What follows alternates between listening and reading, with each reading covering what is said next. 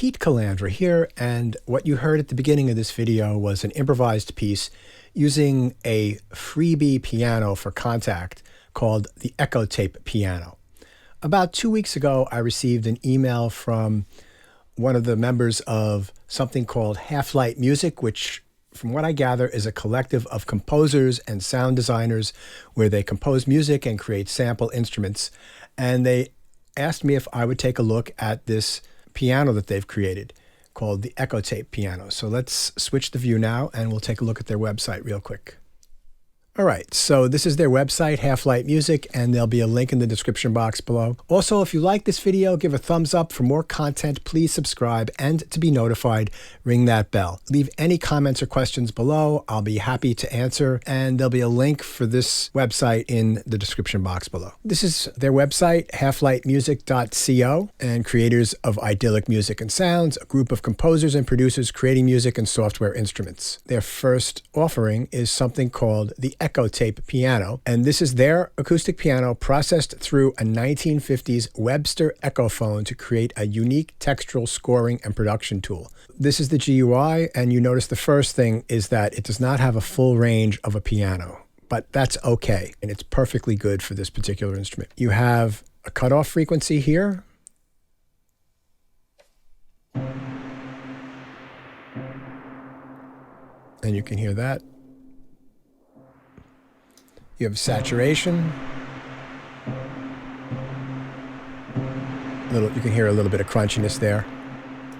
And then this trim you can use to add more gain to drive the saturation. I've played around with this. You can actually drive the saturation quite a bit before it starts to clip the output stage of Kontakt. And then right here, we have our delay and we have our mix.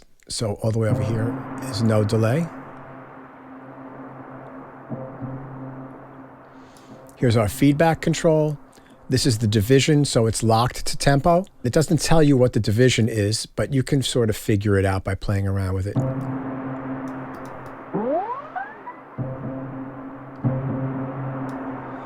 And this is a low cut for the echo. And then you can age the tape. When you click on this and make it gray, right, so you can hear that the echoes are bouncing right, left. Then if we look at the folder here, we have a README file, which gives you a little bit more information. And you've got two different programs, and then you've got snapshots. Now the snapshots don't actually load in here. You can't move them around, but what you can do is, let me close that and let me open this up again. You could say take a diffusion snapshot and just drag it in here, and you have to, there you go. I have to resave this properly. And that's the diffusion in it. And let's try a different one. Let's try signal fires.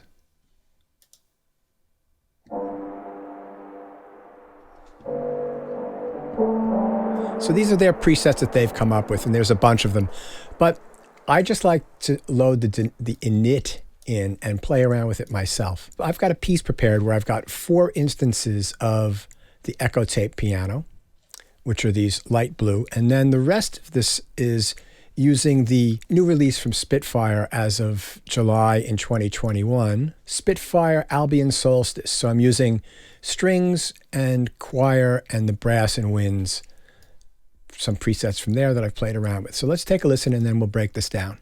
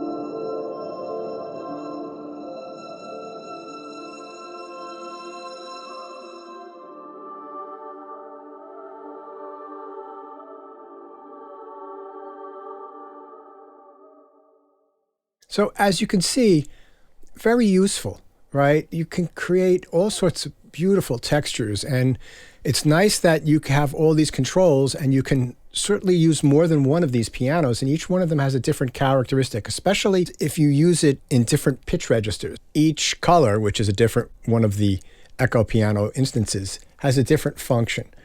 This one here, the red one, is very similar in function to this navy blue one, playing melodic figures, but it's treated differently. And then these here, the green one, they're playing more flourishes. And so it works out really well to be able to have the same piano, but you can sound design it to have much different character.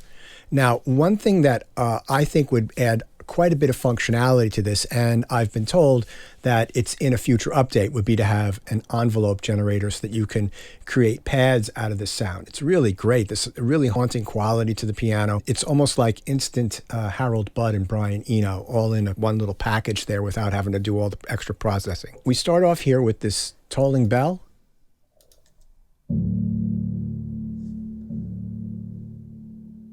And then next we've got Walk Softly. I'm just going to be playing the piano parts.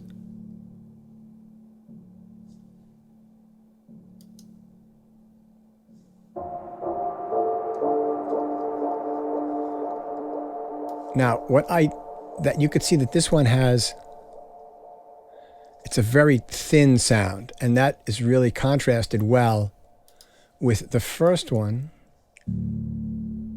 Right, I've cut off all that high frequency stuff just to get us that low rumble. And then this will be the little melodic figure coming up right about now.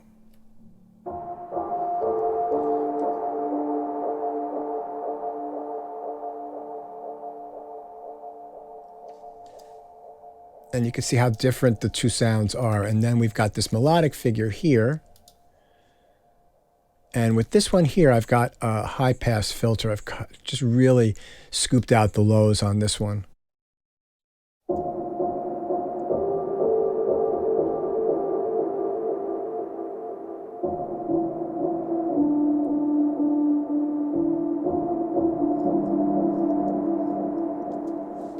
And I think the thing about this, when you're using it for melodic purposes, is to not play a lot of notes. That's the whole purpose of this, is to have something that's full of character that you can add in with your other pianos to create contrast and a different texture. Let's see what else we've got. Oh, we've got this little flourish right here, which is just the init patch that I've played around with. So it's got very little, if any, delay on it.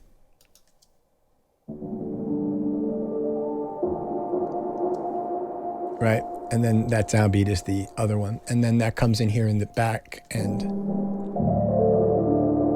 with sort of harp flourishes. So I don't have a lot of echo on that, which means I can play more notes. But those are flourishes in the background as a texture. And that all works really well with the really cool Albion Solstice library. I'm going to do a playthrough of the Solstice library. I'll write a piece for it and I'll go through some stuff. I want to focus on this particular library here and see how it's used in context. Let me play this one more time, and then I'll give you my closing thoughts on the back end.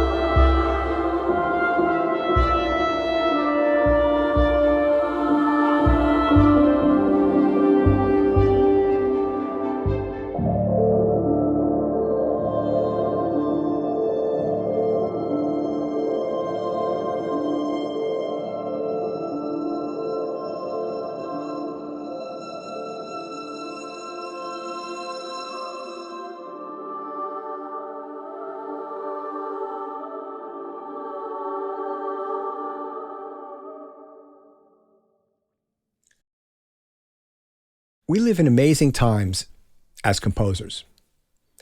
When I think about 23, 24 years ago, late 1990s, when I first started getting a fair amount of work writing music for television, my first sampler purchase was a Kurzweil K2500 rack-mounted unit. And that came with I got it fully loaded with a couple of chips with all the sounds in it, 256 megabytes of sample RAM, I could create my own sample libraries by recording things into it. It was really, for the time, pretty advanced stuff. That cost me, even with an artist discount from Kurzweil, $4,750. Maybe with tax, it was $5,000.